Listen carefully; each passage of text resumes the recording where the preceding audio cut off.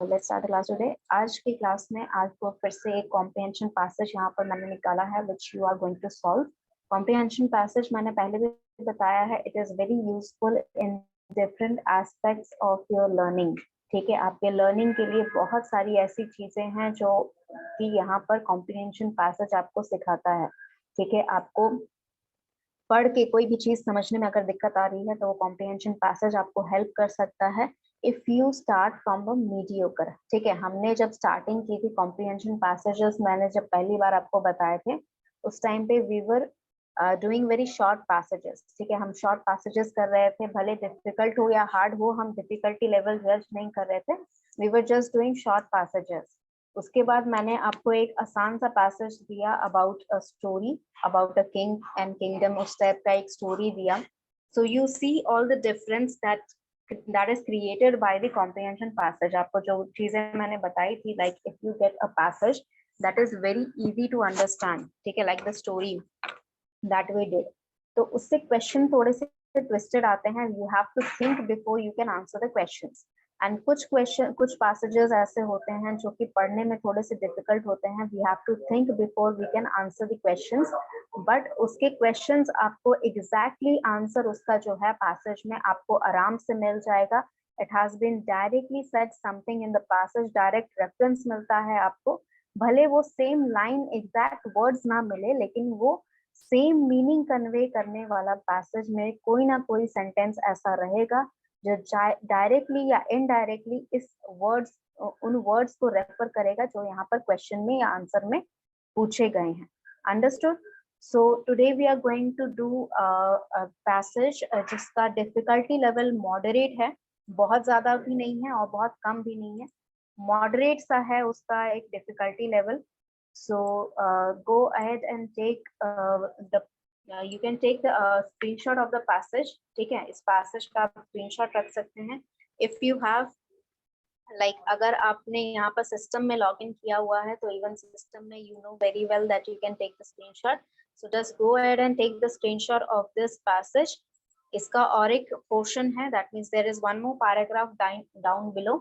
तो ये पोर्शन का आप स्क्रीनशॉट ले लें तो मुझे बताएं, उसके बाद मैं स्क्रॉल डाउन करूंगी, उसके बाद आप सेकेंड पोर्शन का भी पीडीएफ स्क्रीनशॉट ले सकते हैं। उसके बाद I will explain you briefly and then we can go ahead and after you have read, आपको खुद रीड करना है, उसके बाद फिर मैं यहाँ पर ब्रीफली एक्सप्लेन करूंगी, उसके बाद हम लोग यहाँ पर क्वेश्चन सॉल्व कर सकते हैं।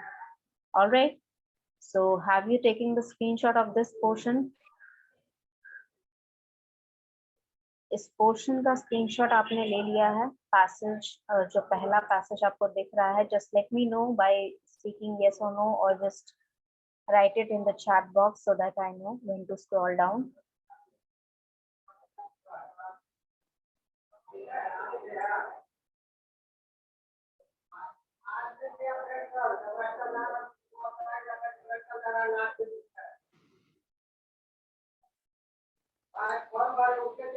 Alright, so you have done, so let's scroll down and this is your second portion। ये आपका सेकेंड पोर्शन है, इसका भी स्क्रीनशॉट ले लीजिए। And if you are done with the screenshot, start reading the passage. ठीक है, start reading the passage, let's understand the passage.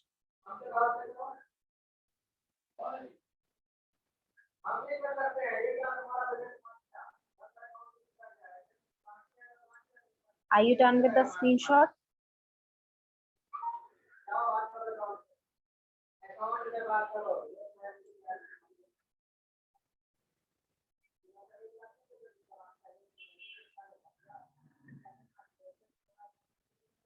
Okay, so I believe you are done with the screenshot। अगर किसी को first paragraph का screenshot नहीं मिला है तो I'm scrolling it up, start reading the passage from here। ठीक है, यहाँ से आप स्टार्ट कर दीजिए रीड करना। और जो लोग यहाँ पर लेट से ज्वाइन किए हैं उनको मैं बता दूं कि we are starting here for a passage. ठीक है, हम लोग यहाँ पैसेज पढ़ रहे हैं। And I can still see there are some students who have not connected their audios। Let me just send a check.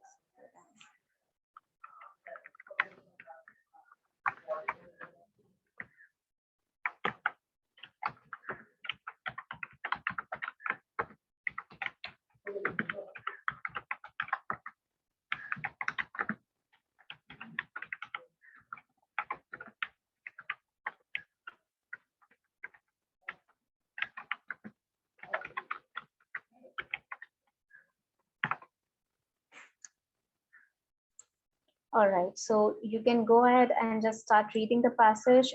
After I think 5 minutes or 6 minutes are enough for this passage. This is a very easy. Like if you can understand this, so 6 minutes, 7 minutes, let's take 10 minutes.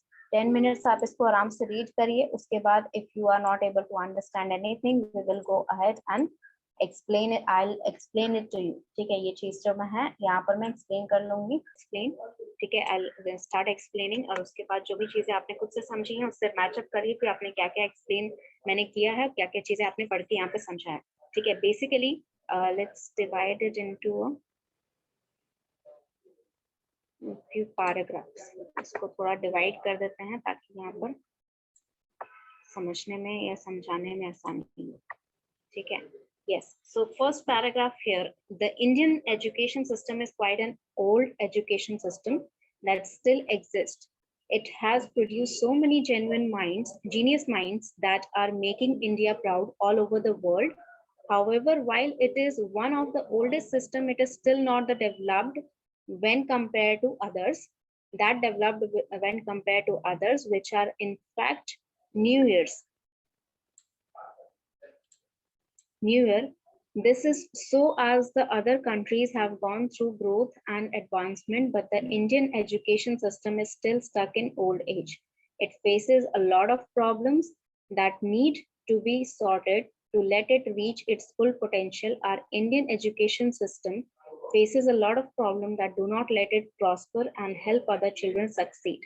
Now, यहाँ पर पूरे paragraph में first paragraph में discuss क्या किया गया है, introduction, about the introduction. हालांकि सेकंड पार्ट में भी कुछ कैरी ऑन होगा, लेकिन इंट्रोडक्शन यहाँ पर क्या दिया गया है कि हमारा इंडियन एजुकेशन सिस्टम जो है वो बहुत ही पुराना है. If you look back at the Nalanda university which is considered to be the one of the oldest university in the human civilisation, तो हमारी जो एजुकेशन सिस्टम है वो बहुत ही पुरानी है. Like when the age of people, when they were living in huts and all, still they were getting some kind of education.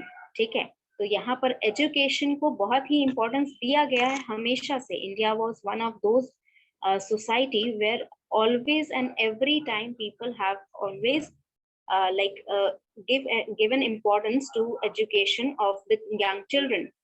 तो यहाँ पर एजुकेशन तो बहुत इंपॉर्टेंट है, एजुकेशन का एक सिस्टम बनाया गया है, वो भी बहुत बड़ी बात है जो कि बहुत सारे सिविलाइजेशंस में नहीं बनाई गई थी पहले. ठीक है, लेकिन यहाँ पर इंडियन सोसाइटी में एक एजुकेशन सिस्टम बनाया गया है बहुत ही पुराना, लेकिन इतना पुराना होने के बावजूद वो अभी तक डेवलप नहीं किया है. In fact the thing is, see developed means कि यहाँ पर जो चीजें आपके लिए पढ़ना जरूरी है वो बहुत सारी चीजें नहीं पढ़ाई जाती हैं. मतलब it is not comparable, you can say a lot of things are not being taught to you that should be the teachers should be teaching those, or the things about the syllabus and all. ये सारी चीजें जो हैं, जितनी नई societies हैं वहां पर ये सारी चीजें according to up to date हो रही है, यानी कि अभी का जो हमारा वर्ल्ड है उसके अराउंड ही उनका एजुकेशन सिस्टम बना हुआ है. लेकिन हमारा जो पुराना एजुकेशन बना है वो अभी तक चले आ रहा है. बहुत जगह ऐसे हैं हमारे इंडिया में जहाँ प्लीज माइक म्यूट रखिए. यस, तो यहाँ पर बहुत सारे ऐसे एजुकेशन इंस्टीट्यूट है जहाँ पर अभी तक बहुत सालों से सिलेबस चेंज नहीं हुआ है. You are studying the same thing that your seniors of 10 years and 11 years have studied. ठीक है, तो ये सारी चीजें जो हैं, these are you can say these are the things that shows कि हमारा जो एजुकेशन सिस्टम है वो बाकी नए एजुकेशन सिस्टम्स के मुकाबले अभी तक डेवलप नहीं किया है. हमारी जो कंट्री है उसका ग्रोथ और एडवांसमेंट जो है वो बहुत सारी कंट्रीज जो हैं उनका ग्रोथ और एडवांसमेंट उनके एजुकेशन सिस्टम में दिखता है, लेकिन हमारा जो इंडियन एजुकेशन सिस्टम है उसमें हम अभी भी पुराने जमाने के पढ़ाई को लेकर, पुराने जमाने के सिस्टम को लेकर अटके हुए हैं. ठीक है, बहुत सारी प्रॉब्लम्स जो है यहाँ पर हमें हिंडर कर रही है, रोक रही है हमें फुल पोटेंशियल यूज करने से. फुल पोटेंशियल क्या होता है? फुल पोटेंशियल का मतलब होता है कि आपको पूरी तरह, ठीक है, जो सबसे बेस्ट हो सकता है पॉसिबल चीज किसी भी सिचुएशन में, उसे हम फुल पोटेंशियल कह सकते हैं. ठीक है, तो यानी कि अगर किसी की फुल पोटेंशियल है कि वो पर्सन जो है वो 99% मार्क्स ला सकता है, लेकिन किसी वजह से नहीं ला पा रहा है, तो वो अपनी फुल पोटेंशियल यूज नहीं कर पा रहा है। अंडरस्टूड? तो यहाँ पर हमारा जो एजुकेशन सोसाइटी है, इंडियन एजुकेशन सिस्टम है, वो बहुत ही ज्यादा प्रॉब्लम्स फेस कर रहा है और बच्चों को आगे बढ़ने नहीं दे रहा है, उनको प्रॉस्पर नहीं करने दे रहा है, उनको सक्सीड नहीं करने दे रहा है। This is what being taught in, ये चीजें जो हैं ये पैराग्राफ फर्स्ट में बताई गई हैं। If there is anything that you didn't understand, you can just go ahead and tell me. ठीक है, आप बता सकते हो कि क्या चीजें आप नहीं समझे यहाँ पर। Now second portion is the biggest problem which it has to face is the poor grading system। जो सबसे बड़ी प्रॉब्लम है हमारे इंडियन एजुकेशन सिस्टम में वो हमारा पुअर ग्रेडिंग सिस्टम है। ठीक है, जिस तरीके से हम बच्चों को ग्रेड करते हैं, जिस तरीके से हम उन्हें एजुकेट करते हैं कि किस स्टैंडर्ड पे रखना चाहिए कि वो पर्सन क्या क्या चीजें कर रहा है, किस तरह उनको ग्रेड करना है आपको, ये ग्रेडिंग सिस्टम सबसे बड़ी प्रॉब्लम है हमारी एजुकेशन सिस्टम की। It judges the intelligence of a student on the basis of academics, which is in the form of exam papers। मतलब आपका जो इंटेलिजेंस है ये जज किया जाता है, कैसे जज किया जाता है? In the form of exam papers. आपके जो एग्जाम पेपर्स आते हैं उसके बेसिस पे आपका इंटेलिजेंस जज किया जाता है। This is very unfair to the students who are good in their overall performance but not at that good at specific subject। ये उन लोगों के लिए या फिर उन बच्चों के लिए बहुत ही अनफेयर है, क्योंकि कई बार ऐसा होता है कि कुछ बच्चे जो होते हैं जिनका ओवरऑल परफॉर्मेंस यहाँ पर अच्छा होता है, लेकिन उनका यहाँ पर जो स्पेसिफिक सब्जेक्ट्स होते हैं, कोई ऐसे एक स्पेसिफिक सब्जेक्ट होगा या दो कुछ ऐसे स्पेसिफिक सब्जेक्ट्स होते हैं जिसमें वो अच्छे से पढ़ाई नहीं कर पाते। फॉर एग्जाम्पल, बहुत सारे बच्चों को मैथ्स हार्ड लगता है, तो मैथ्स से रिलेटेड कोई भी सब्जेक्ट जो उनका होता है वो अच्छे से नहीं पढ़ पाते हैं। बट दैट डजंट मीन कि वो बच्चे जो हैं वो अच्छे नहीं है या फिर उनका ओवरऑल परफॉर्मेंस अच्छा नहीं है। ठीक है, तो ये सारी चीजें हमें, एक अनफेयर प्रैक्टिस यहाँ पर हो रही है, एक अनफेयर सिचुएशन है उन बच्चों के साथ जो बाकी की चीजों में तो अच्छे हैं, लेकिन उनका एक स्पेसिफिक कोई ऐसा टॉपिक होगा या फिर कोई ऐसा सब्जेक्ट होगा जिसमें वो बहुत अच्छा नहीं कर पा रहे। Moreover, they only strive to get good marks, not paying attention to understanding what is taught। मतलब यहाँ पर हम उन्हें स्ट्राइव करना का मतलब कि हम उन्हें इनकरेज कर रहे हैं किसी चीज के लिए या फिर बढ़ावा देना एक तरह से।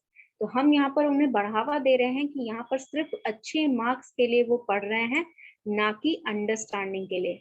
ठीक है, जो चीजें पढ़ाई जा रही हैं उसका कॉन्सेप्ट आपको समझ में आए या ना आए, आपको मार्क्स अच्छे लाने हैं। In other words, this encourages getting good marks through mugging up and not actually grasping the concept। मतलब रटा कर किसी तरह भी आपको अच्छे मार्क्स ले आने हैं, कॉन्सेप्ट आपको अच्छी तरह नहीं समझ में आए तो कोई बात नहीं। Furthermore, we see the Indian education system focuses on theories more।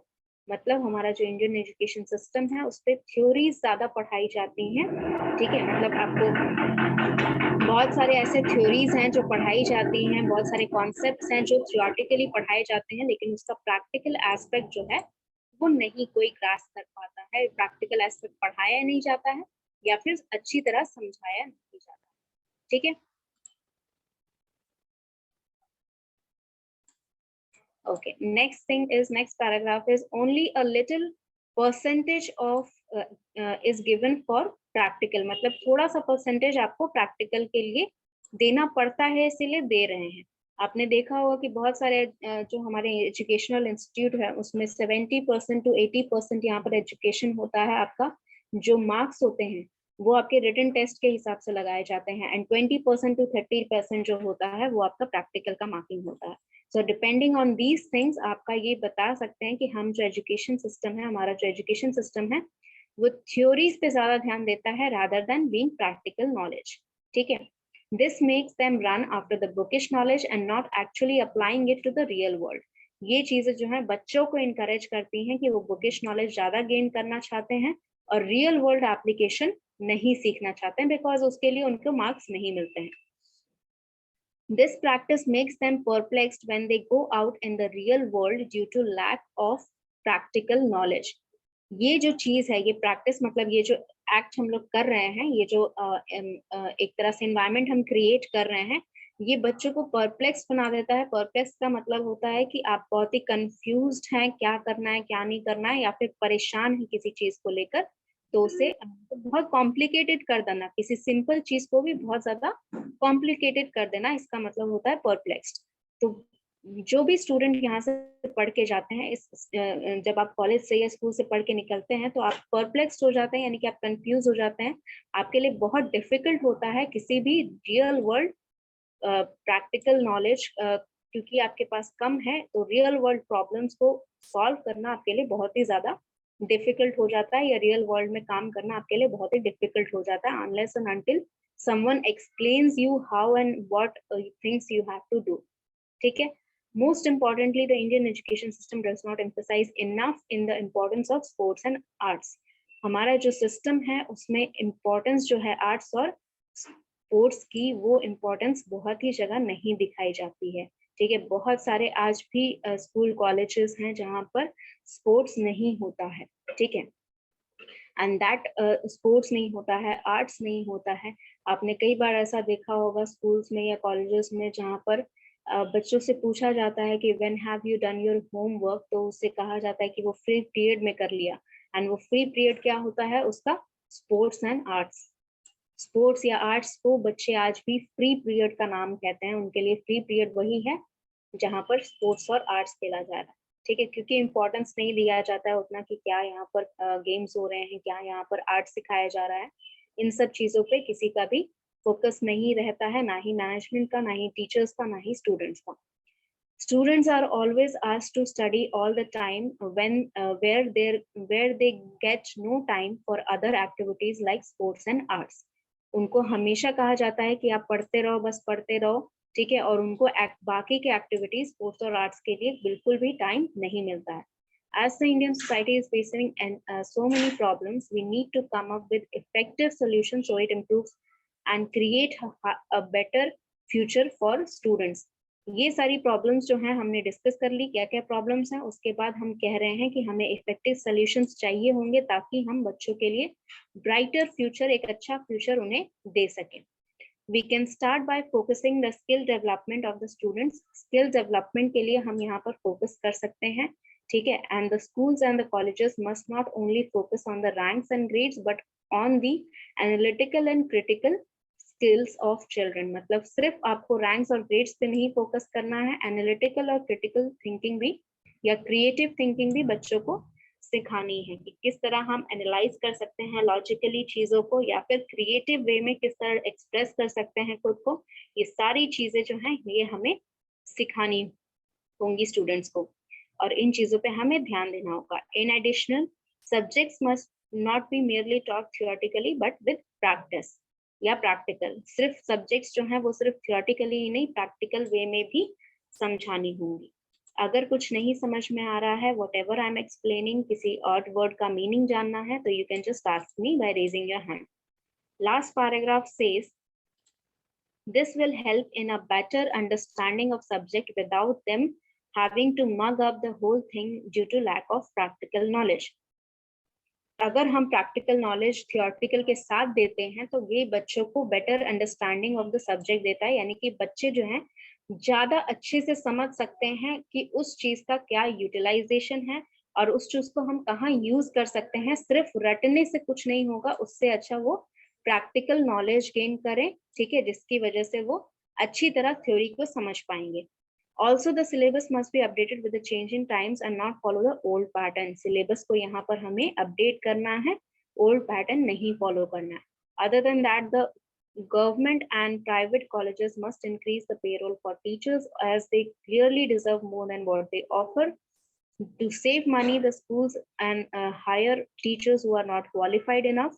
This creates a bad classroom environment and learning. This must be hired. They must be hired if they are fit for the job and not because they are working at a lesser salary. अगर हमें यहाँ पर teachers जो हैं उनके ऊपर भी ध्यान देना है कि उनको पेरोल अच्छा मिले, ठीक है, जितना वो डिजर्व करते हैं। पैसे बचाने के लिए बहुत सारे स्कूल कॉलेजेस जो क्वालिफाइड नहीं है उनको यहाँ पर जॉब दे देते हैं, ठीक है, ये जो है बैड एनवायरनमेंट क्रिएट करता है जब वो पढ़ा नहीं पाते हैं वो लोग। तो हमें जो फिट है, फिट यानी कि इसका मतलब ये नहीं कि जिसके पास डिग्री है, जिसके पास सर्टिफिकेट है, जिसने कोई एग्जाम क्वालिफाई किया है, जो पढ़ा सकता है स्टूडेंट्स को प्रैक्टिकल और थ्योरेटिकल बेस्ड पर, वो फिट है, उसको हायर करें।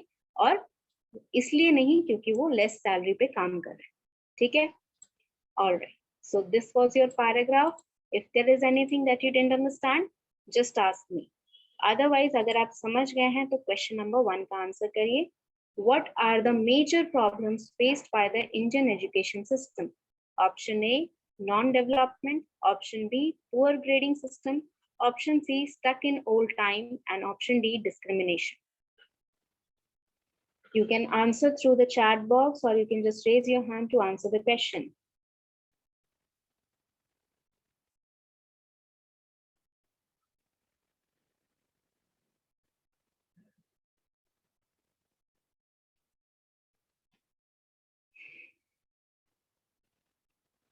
I want you all to be more participative. Please read the passage. I know you have the passage. अभी मैंने समझा भी दिया, तो जिसके पास भी passage है आप please यहाँ पर answer करें.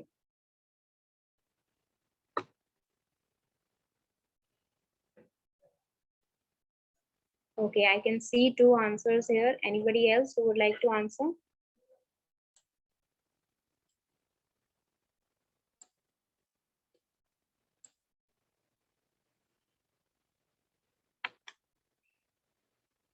Answer आपको according to the passage करना है. So remember what we have learned in the passage. If you have the screenshot, go ahead and check what your answer is. ठीक है, आप आराम से यहाँ पर reference ले सकते हैं. ठीक है, जो passage था उस पे वापस आप जा सकते हैं, उसको read करिए. वहाँ पर क्या चीजें लिखी थी?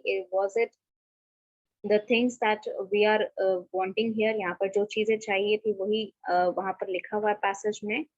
तो उसी के अकॉर्डिंग आपको आंसर करना है.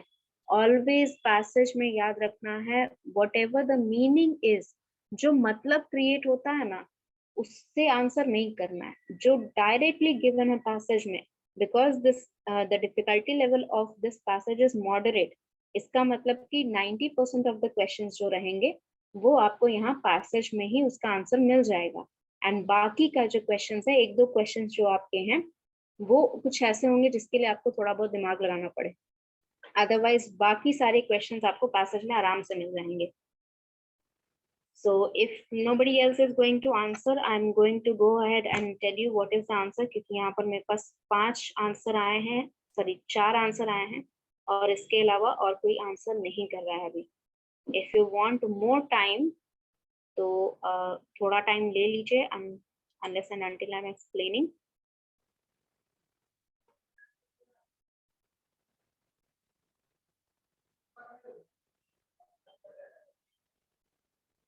All right, so we can see here, यहाँ पर ये जो लाइन है यहाँ पर साफ साफ लिखा गया है कि the biggest problem which it has to face is the poor grading system. ठीक है, पुअर ग्रेडिंग सिस्टम जो है वो हमारे इंडियन एजुकेशन सिस्टम का सबसे बड़ा प्रॉब्लम है, सबसे मेजर प्रॉब्लम है. So this is the answer that we are looking for. Option B. अगर डाउट है कि कहाँ से आया आंसर तो आप दोबारा से पैसेज पढ़ सकते हैं. डायरेक्टली गिवन है. हालांकि यहाँ पर stuck in old time, non development, ये दोनों ही तीनों ही आंसर सही थे.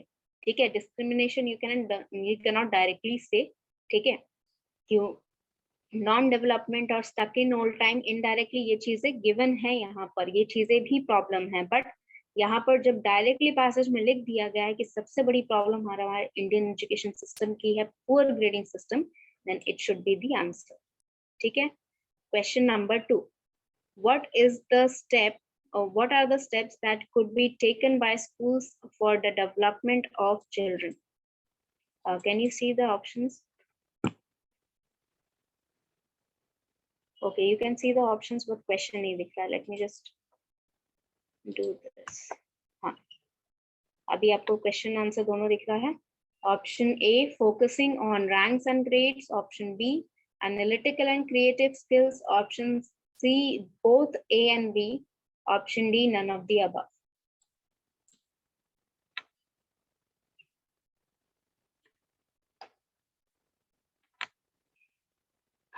Okay, I can see only one of the student answering this question. Others, please read the passage if you are confused. उसके according यहाँ पर answer करिए.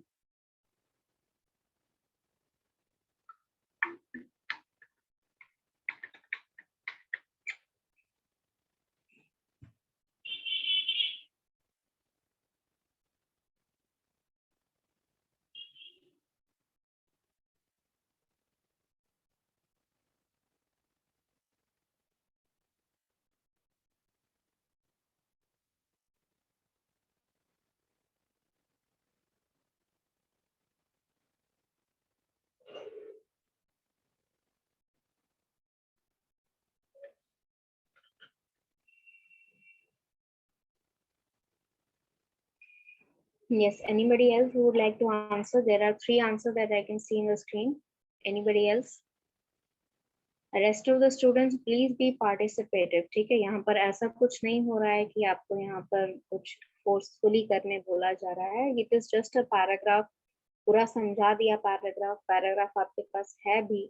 अब जो लेट से आए हैं उनके लिए मैं कुछ नहीं कह सकती हूँ. You have joined late, so you have to, वो बर्न तो आपको लेना ही पड़ेगा, बर्डन तो लेना ही पड़ेगा अगर लेट से ज्वाइन करेंगे तो.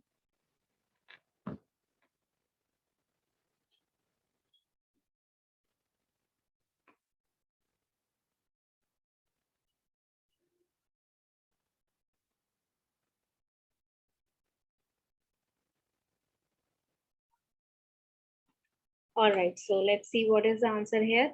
यहाँ पे देखिए क्वेश्चन पूछा जा रहा है कि what are the steps that could be taken by the schools for development of children. क्या स्टेप्स लिए जा सकते हैं स्कूल की तरफ से जो कि डेवलपमेंट के लिए अच्छे हैं या डेवलपमेंट में अच्छा रहेगा. तो ये चीजें जो है यहाँ पर स्पेसिफिकली ये जो है मेंशन किया गया है. ठीक है, we can, sorry, just give me a second. Yes, the schools and colleges must try to focus on not only focus on the marks, ranks and grades, but on the analytical and creative thinking of children. यानी कि focus जो है उनका already है यहाँ पर, rank और grade pay उनका ऑलरेडी फोकस है. तो डेवलपमेंट के लिए क्या चाहिए कि वो एनालिटिकल और क्रिएटिव स्किल्स भी इंक्लूड करे. ये ऑलरेडी है उनके पास, इसे उनको करना है.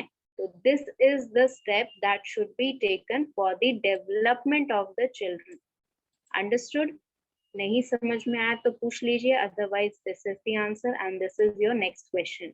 According to the passage, what is ironical about the Indian education society? Irony का मतलब होता है कि जब जो चीज आप एक्सपेक्ट करते हैं, लोग सोचते हैं, जैसे आपका कोई मूवी स्टार है, उससे आप एक्सपेक्ट करते हैं कि वो बहुत अच्छा है, उसने किसी के सामने यहाँ पर मतलब मीडिया के सामने लोगों को बहुत हेल्प की, ठीक है, और पीठ पीछे वो किसी को बहुत बुरी तरह वहां पर बिहेव कर रहा है, बहुत बैड बिहेव कर रहा है. तो ये आयरनी होती है कि वो फेस टू फेस यानी मीडिया के सामने कुछ और दिखाते हैं और पीठ पीछे कुछ और रहते हैं, उनका कैरेक्टरिस्टिक कुछ और रहता है या उनका पर्सनालिटी कुछ और रहता है. तो ये इस तरह की चीजों को आयरनी कहते हैं, इस तरह के सिचुएशन को आयरनी कहते हैं. जैसे आपने क्या किया, आप एक्सपेक्ट कर रहे हैं कि फरवरी से जो है ठंड आपकी बहुत ज्यादा कम हो जाएगी, एंड जिस दिन आपने ये सोचा उसके नेक्स्ट डे ही टेम्परेचर और डाउन हो गया. Then this is an irony.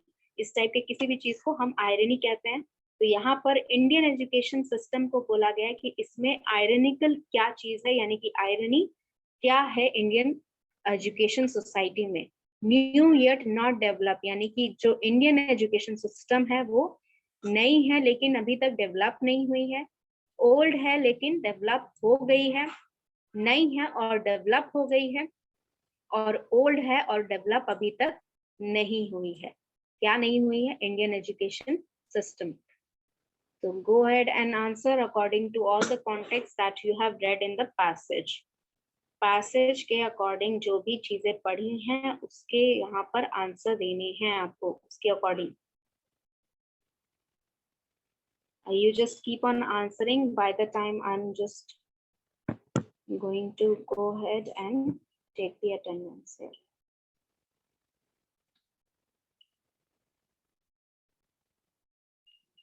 And again I'm telling you, try not to be late for the class. ठीक है, क्लास के लिए बहुत ज़्यादा आप लेट ना करें तो बेहतर रहेगा.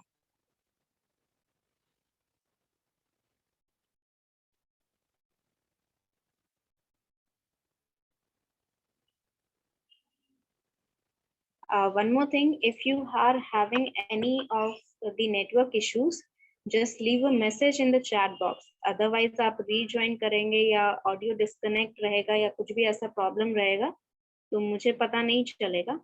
तो these things do not create a gap and इसकी वजह से आप कम्युनिकेट भी नहीं कर पाएंगे मुझसे. तो अगर ऐसा कुछ प्रॉब्लम हो रहा है, पहले से ही पता है कि नेटवर्क इशू हो रहा है, just leave a message so that I know that you are having some troubles.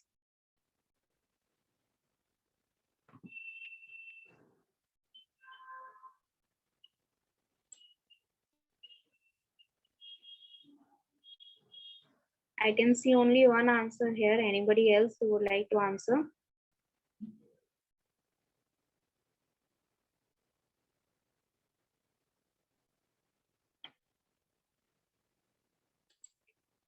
You can go ahead and read the passage जो आपने रखा था अपने पास स्क्रीनशॉट लेकर. वो पैसेज आप रीड कर सकते हैं. अगर नहीं है आपके पास तो जो बच्चे स्टार्टिंग से ज्वाइन थे उनसे मांग लीजिए.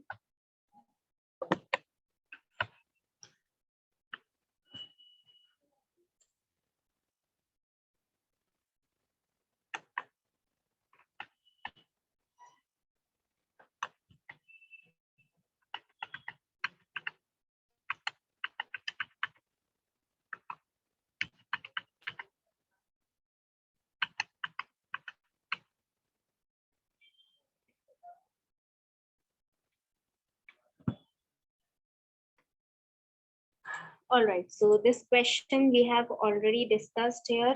यहाँ पर दो बच्चों ने already answer कर दिया है. Okay, I'm just going to go ahead and answer this question. यहाँ पर आपको दिखा गया है क्या चीज लिखी गई है in the first paragraph itself. It has been said that यहाँ पर बोला गया है कि it is one of the oldest education system that still exists and it is still not developed when compared to the other countries. ठीक है, तो इसीलिए यहाँ पर हमारा आयरनी क्या है, old yet not developed. अगर किसी को नहीं समझ में आया तो go ahead and ask me, I will explain you. यहाँ पर passage में जो लिखा हुआ है वो फिर से explain कर देंगे. Otherwise question number 4 answer करिए. Which of the following factor is responsible for creating a bad environment in the classroom? इनमें से कौन सा ऐसा फैक्टर है, इसमें से कौन सा ऐसा ऑप्शन है जो कि रिस्पॉन्सिबल है, जिसकी जिम्मेदारी है या जो जिम्मेदार है एक बैड एनवायरनमेंट क्रिएट करने में, क्लास में एक बहुत ही खराब एनवायरनमेंट क्रिएट करने में, इनमें से किसका हाथ है? Option A lack of knowledge, option B mere theoretical teaching, option C unqualified teachers, option D old pattern of studies. Answer according to the passage. Passage में जो आंसर लिखा गया है या जो भी वहां पर डिस्कस किया गया है उसके अकॉर्डिंग आपको आंसर करना है. See, the thing is कि I cannot show you the question and the passage both together. ठीक है, इसी वजह से I'm not scrolling up. Otherwise I would have scrolled up. मैं ऊपर आपको ले जाती पैसेज की तरफ, पैसेज दिखा देती. But the thing is कि आपको फिर क्वेश्चन नहीं दिखेगा और क्वेश्चन के ऑप्शंस भी नहीं दिखेंगे. इसीलिए कहा था कि आप स्क्रीनशॉट लेके रख लें पैसेज का.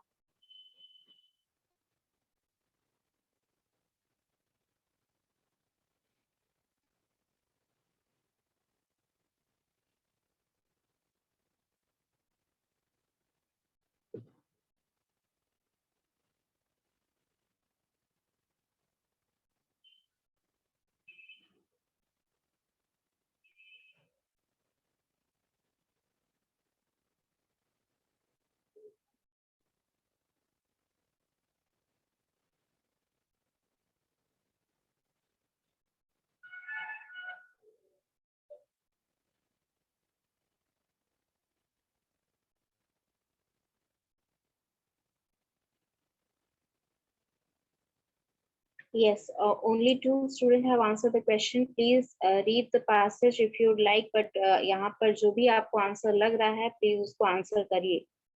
ठीक है. Again and again, both the students are continuously answering. यार 4 स्टूडेंट ऐसे हैं जो बार बार यहाँ पर आंसर करते जा रहे हैं और कोई भी स्टूडेंट यहाँ पर आंसर नहीं कर रहा है. I want all of you to be more participative. I have told you again and again. ये क्लास शांत बैठने वाली नहीं है. आप चुपचाप यहाँ पर बैठ के नहीं क्लास कर सकते हो. You have to answer the questions.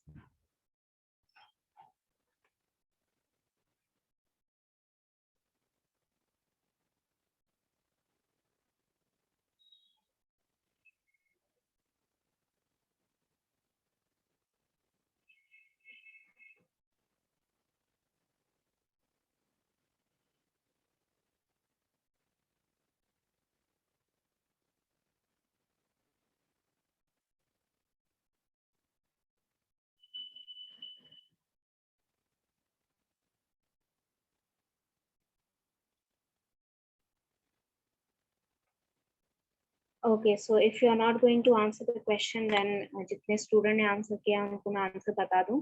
देखिए यहाँ पर लास्ट पैराग्राफ में it is been said that teachers who are not qualified enough, this creates a very bad environment in the environment, classroom environment and learning. ठीक है. this effect क्या effect करता है teachers के क्वालिफाइड ना होने के कारण. ठीक है. उनको नहीं आता है पढ़ाने या उनको पढ़ा नहीं पा रहे हैं, इस वजह से यहाँ पर जो environment है वो खराब हो रहा है. Now question number 5 is one of the antonyms. You have to find the antonym of perplex. Perplex का meaning समझा चुकी हूँ already. Antonym का मतलब होता है जो यहाँ पर opposite meaning convey कर रहा है. इन चारों में से, इन 4 options में से कौन सा ऐसा word है जो कि perplex का opposite meaning convey कर रहा है? Option A bewilder, option B explicit, option C perturb, option D confound.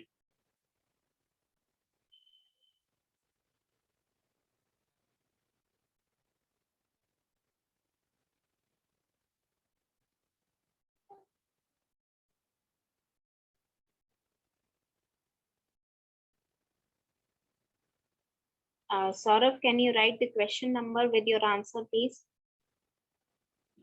Answer के साथ क्वेश्चन नंबर भी आप लिखें.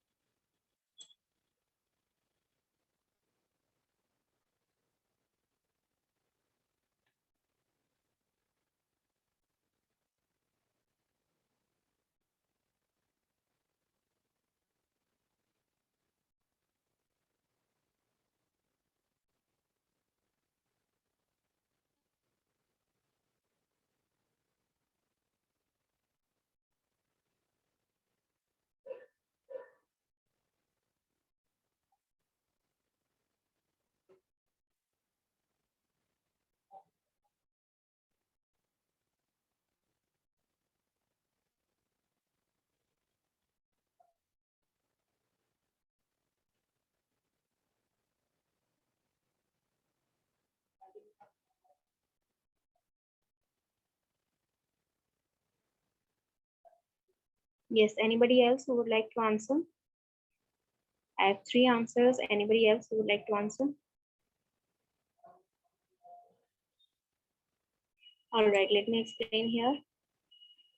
See, यहाँ पर perplex जो है, perplex का मतलब मैंने बताया था, perplex का मतलब कंफ्यूज होना, परेशान होना. ठीक है.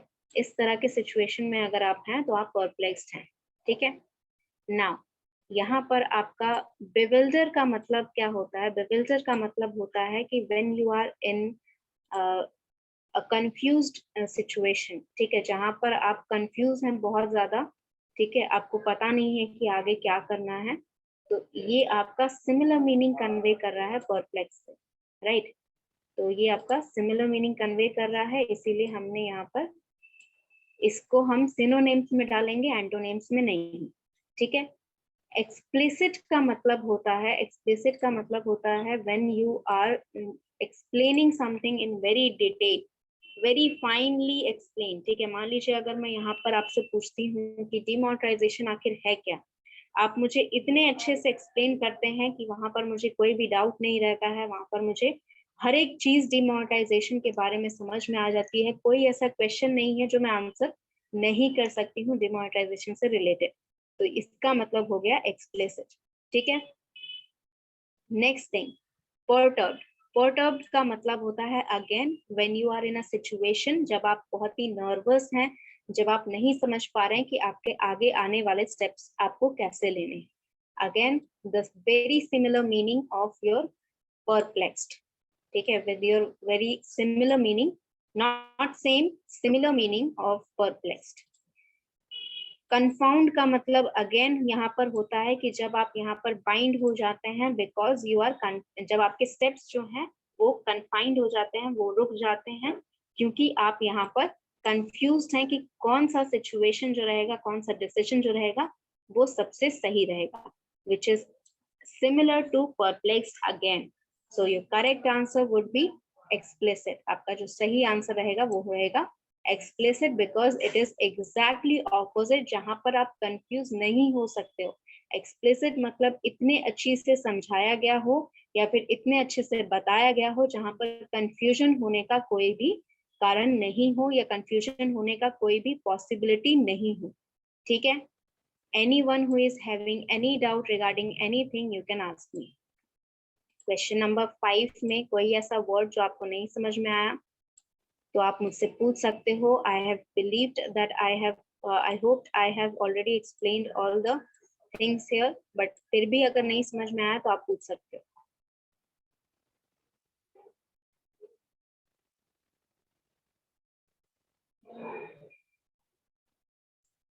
Okay, so since you are having no doubt, so that is all for today's class, but क्योंकि यहाँ पर अटेंडेंस काफी अच्छी खासी है, आज आप लोग अच्छे खासे एटलीस्ट 20-22 स्टूडेंट्स हैं आज, तो मैं पहले ही बता दे रही हूँ ताकि आपको फिर कंफ्यूजन ना हो। सबके ऑडियो डिवाइसेस कनेक्टेड हैं, सबको मेरी आवाज सुन रही है, नहीं भी सुन रही है तो I am writing down just in case in the chat box, just in case आपको ऑडियो में कोई कनेक्शन में प्रॉब्लम हो तो। आपको मैंने रिपोर्ट राइटिंग पढ़ाई है, ऐसे राइटिंग पढ़ाया है और एक पीपीटी बनाना बताया, ठीक है। एंड इसका मुझे कोई भी प्रूफ नहीं मिला कि आपने यहाँ पर इन तीनों में से क्या क्या चीजें समझी या नहीं समझी। So first of all, each and every student, यहाँ पर 3 स्टूडेंट ऐसे हैं जिन्होंने जो ऐसे का टॉपिक मैंने दिया था वो प्रेजेंट कर चुके हैं। I am giving you another topic, ठीक है, मैं आपको एक और टॉपिक दे रही हूँ अबाउट ऐसे।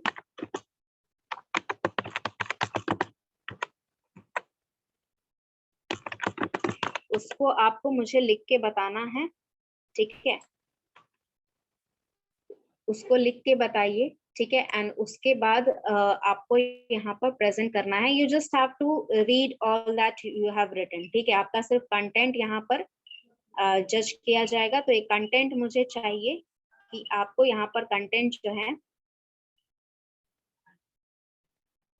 कंटेंट यहाँ पर आपका किस तरीके का आपने लिखा है, ठीक है, ऐसे आपने कैसा बनाया है, ऐसे आपके लिए इम्पोर्टेंट होता है ये आपको भी पता है, ठीक है। तो आपको मैं टॉपिक देती हूँ,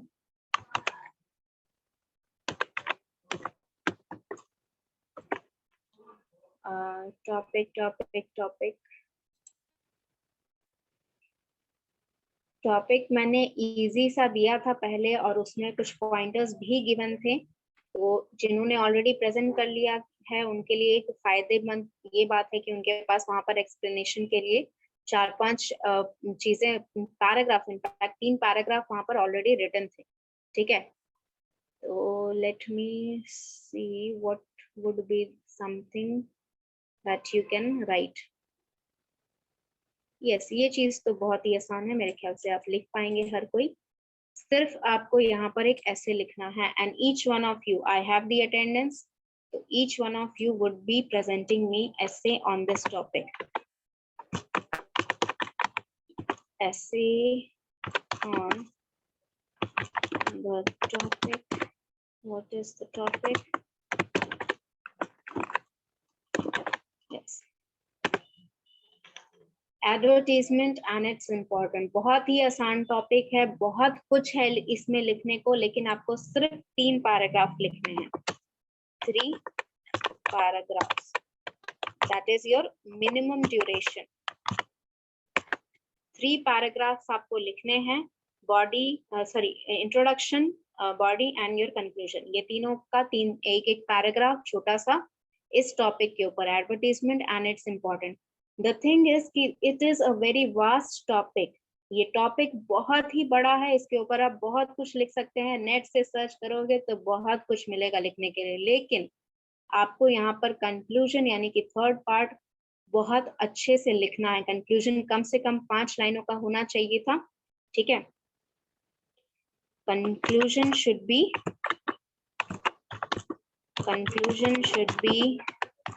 at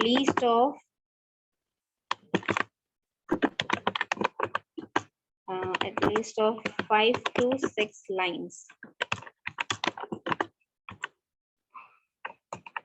और ये खुद से लिखा हुआ होना चाहिए, ठीक है। ये जो कंक्लूजन है, रिटन बाय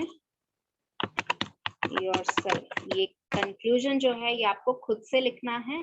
यानी कि इंट्रोडक्शन और बॉडी पार्ट आप ले सकते हैं, डाटा कहीं से गूगल से सर्च कर लो, कहीं बुक से पढ़ लो, जो भी करना है कर लो, लेकिन आपका 5 से 6 लाइनों का जो कंक्लूजन होगा, 5 से 6 लाइनें मिनिमम है, ठीक है। आप 8 लाइन 10 लाइन आराम से कंक्लूजन में लिख सकते हैं इफ यू वांट, लेकिन कंक्लूजन आप खुद से लिखेंगे और मुझे पता चल जाएगा। Don't think that I would not be able to distinguish between your own writing and something that you have taken from the any of the sources, ठीक है, वो पता चल जाता है। तो कंक्लूजन आपको यहाँ पर खुद से लिखना है, 3 पैराग्राफ्स लिखने हैं, ऐसे लिखना है, एडवर्टाइजमेंट एंड इट्स इम्पोर्टेंस। ये मुझे आप एटलीस्ट यहाँ पर वेडनेसडे को, ठीक है, कल तो चलो फिर से हम लोग कोई क्वेश्चन वगैरह कर लेंगे, नेक्स्ट क्लास मैं आपको दे रही हूँ। नेक्स्ट क्लास अगर किसी को डाउट होगा या किसी को लिखने में परेशानी होगी तो वो डाउट आप पूछ सकते हैं, हेल्प ले सकते हैं मुझसे कि किस तरह यहाँ पर ऐसे लिखा जाए, कैसे ऐसे लिखा जाए। अगर आपको चाहिए तो यहाँ पर फिर से मैं वो सारी चीजें नेक्स्ट क्लास में एक्सप्लेन कर दूंगी जो ऐसे राइटिंग वाले दिन मैंने लिखवाई थी, ठीक है, बताया था कि किस तरह ऐसे लिखा जाता है, टिप्स और ट्रिक्स जो मैंने बता रखे हैं ऑलरेडी, वो सारी चीजें मैं दोबारा से एक्सप्लेन करूंगी। लेकिन वेडनेसडे को मुझे यहाँ जितने भी स्टूडेंट हैं, ठीक है, 21 या 22 जितने भी स्टूडेंट हैं यहाँ पर, मुझे सबका ऐसे essay. You have to read your own essay, ठीक है। अगर आप वेडनेसडे को नहीं बोल पाए तो आप थर्सडे को यहाँ पर बता देंगे, लेकिन आप मुझे दिखाएंगे कि आपने ऐसे लिखा था, पेपर पे लिख के रखिएगा। सबसे पहले कैमरा ऑन करके मुझे यहाँ पर पेपर पे दिखाओगे कि आपने ऐसे लिखा है, उसके बाद फिर यहाँ प्रेजेंट करोगे। एंड जो नहीं कर पाया, फॉर एग्जाम्पल टाइम ड्यूरेशन खत्म हो गया है, तो उस दौरान आपने अगर यहाँ पर प्रॉब्लम हो रही है, आपने अपने यहाँ पर अगर नहीं प्रेजेंट कर पाए तो आप नेक्स्ट क्लास प्रेजेंट कर दोगे थर्सडे को। लेकिन वेडनेसडे को मुझे सारे बच्चों का ऐसे एटलीस्ट देखना है, ठीक है। किसी को कोई doubt?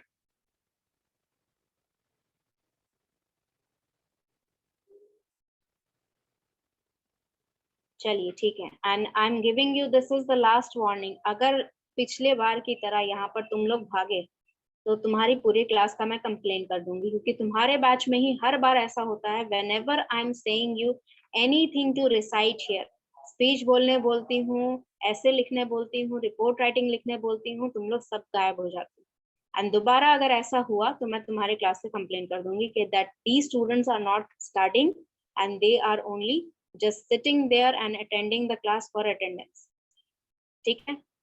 all right, so I've taken the attendance, meet you in the next class।